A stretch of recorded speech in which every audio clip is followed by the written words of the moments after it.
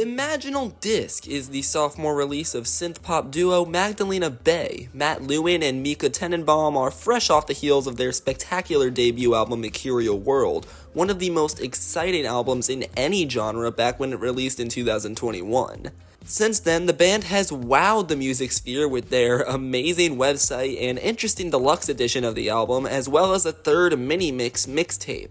But it didn't hit me how excited it would be until they began to release singles for it back in late May. First single, Death and Romance, is a commanding yet soft synth-pop banner led by a fantastic live drum performance and a catchy piano melody. As a drummer, those ride bells on the hook give me life. The song contains the vague and mysterious lyricism Tenenbaum has made herself known for, though the song presents itself to be about a broken marriage, I think. For as fun as the song is, it's quite a dark topic. From there, the singles somehow only got better. Image features a bizarre, almost ASMR-style synth loop atop a satisfying electric drum beat and a pounding bass alongside a high-pitched synth bundle of fun in the hook. Tenenbaum's vocals here are so soft-spoken and in many ways sensual, which is, in my ear's opinion, where her voice is best. The hook for this song is sex, and the heavy bass and synth barrage at the end of the track is even more so sex. This is easily one of the album's catchiest and most memorable bangers. It was the third single, Tunnel Vision, which made Imaginal Disk go from an exciting release to one of my most highly anticipated albums of the year, differing in structure from their more recent synth-pop material and instead moving towards the duo's more progressive and artsy past to push the pop sound forward. Again, as a drummer, I absolutely adore the swing beat throughout the hook. The way the song so subtly grows with more and more sounds reminds me almost of a Remain in Light style Talking Heads song, except synth-pop.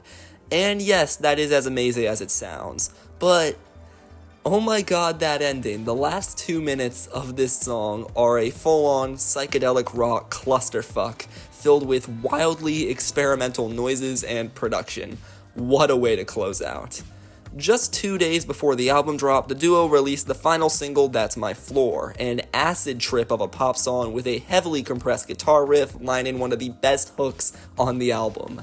The flute-sounding synths in the post-chorus, which lead into a quick piano melody, just make me blush while listening. I feel like the music itself is flirting with me. Once again, it's the end of the song, which is easily the best part, as the energy increases tenfold on the bridge and final chorus, and the guitar solo in the final post-chorus is so bizarrely performed and dizzying, it makes my head spin.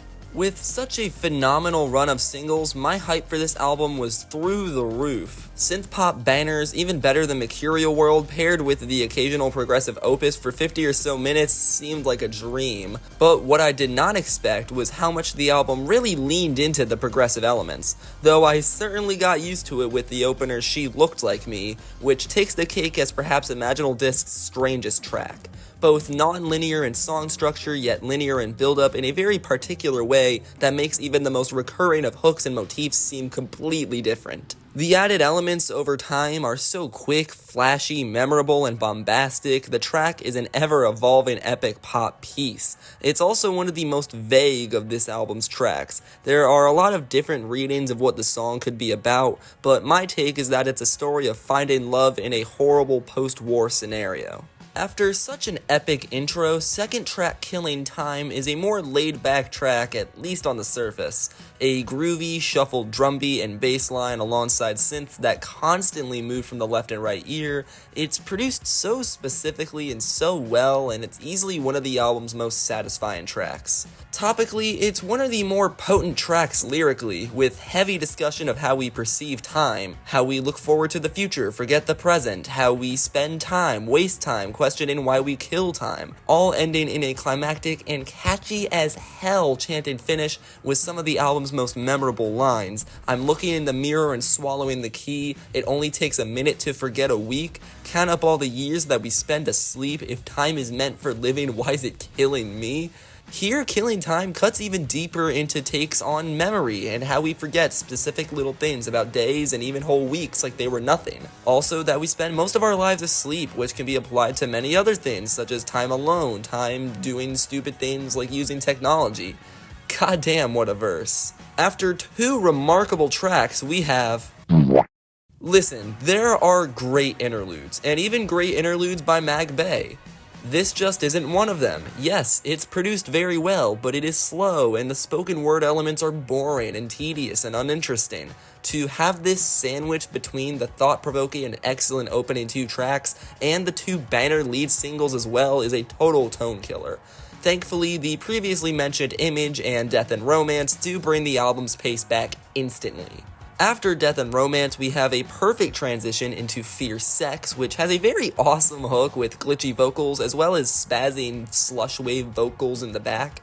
I honestly wish they leaned harder into the slush wave element because it fits so well with the more laid back yet funky style of the track. I also wish this song lasted just a little bit longer because what we have of it is excellent. After this, we have 3 tracks in a row that start out small and grow to have climactic finishers. Starting with Vampire in the Corner, which begins with incredibly compressed and quiet synth sounds, unique percussion, and the small and sensual voice of Tenenbaum. Pianos come in to lead us into the hook, which is so melancholic and lovely. The track is seemingly about being so desperately in love, which Tenenbaum expresses so well in her vocal delivery. She sounds in love on this track.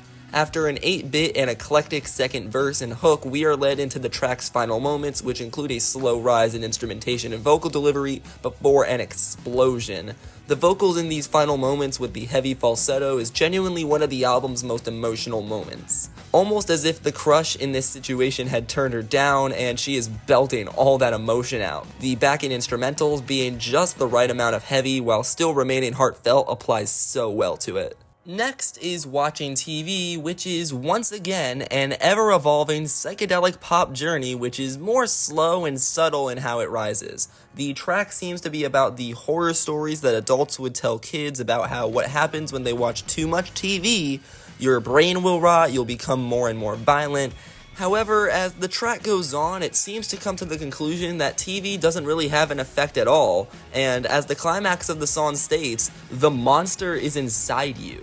The second half of this song, starting with the false start climax leading into the bridge, is easily my favorite part, the way the song deconstructs and reconstructs itself repeatedly before becoming a simple synth/string line with a glitchy undertone. It rises and rises from there, and the final yelp Tenenbaum has of "The monster is inside you" is so satisfying. I only wish the climax went on a little longer for her to belt it out a bit more. As you can tell, I can't. From here, the track transitions perfectly into the aforementioned tunnel vision. It is a little odd to me that the duo decided to place 3 songs with the same general structure right next to one another. I personally would have spread them out across the album, but hey, 3 amazing songs are 3 amazing songs. It's not that bad. Besides, it's made especially better when you consider the next song. Love is Everywhere. Such an apt title for one of the most gorgeous, lush, vibrant, colorful, intensely whimsical, and jovial songs I have heard in the entirety of the 2020s. This song is a fucking masterpiece. The hook in the beginning instantly leads you into this incredible environment of joy and happiness. The bass line, the sass and the delivery of the verses, the synths backing Tenenbaum on the hook. Holy shit, there is so much to gush about with this song. I feel like this whole review could be on Love is Everywhere. Oh, and that bridge halfway through the song, it is so fun, so joyful and awesome, and the small but impactful drum fills are just so amazing. The strains coming in on the second half of this song somehow make it even more beautiful. The instrumental outro with the barrage of synthesized string lines, the occasional harp, and the excellent drum playing. Yeah, this song is pop perfection, easily Magdalena Bay's magnum opus thus far. I feel like I've barely even scratched the surface of what makes this song so amazing to listen to. You just have to experience it yourself.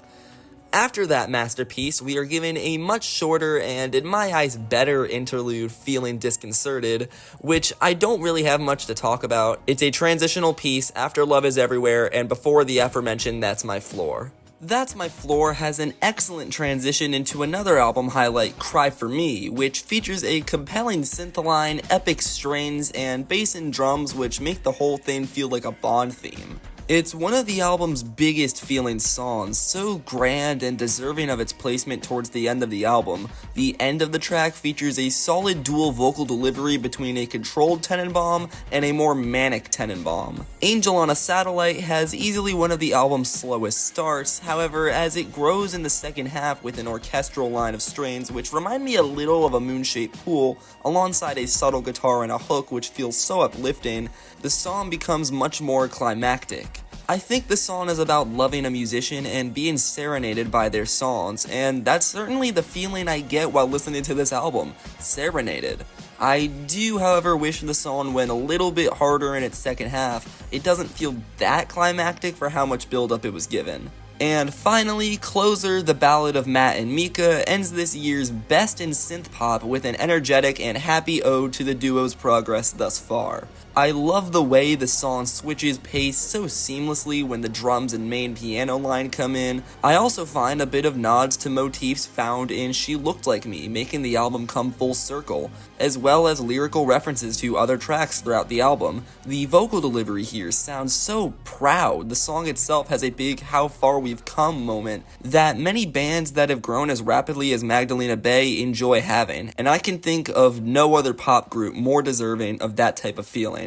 It's a fitting conclusion to Imaginal Disk. The excitement surrounding this album from reveal to release has been surreal. Every single was received with immense praise, and with the album being one of the most critically acclaimed of the year, I'm more than glad to add to that acclaim. It's maybe the most deserving album of such praise to release in 2024. The consistency of the track list, the perfect evolution of the already fantastic sound of their debut, everything Imaginal Disk feels special. This is the type of album that makes me happy I review albums, the kind of album that I just want to never shut up about, the type of album that I find myself listening to years and years from now.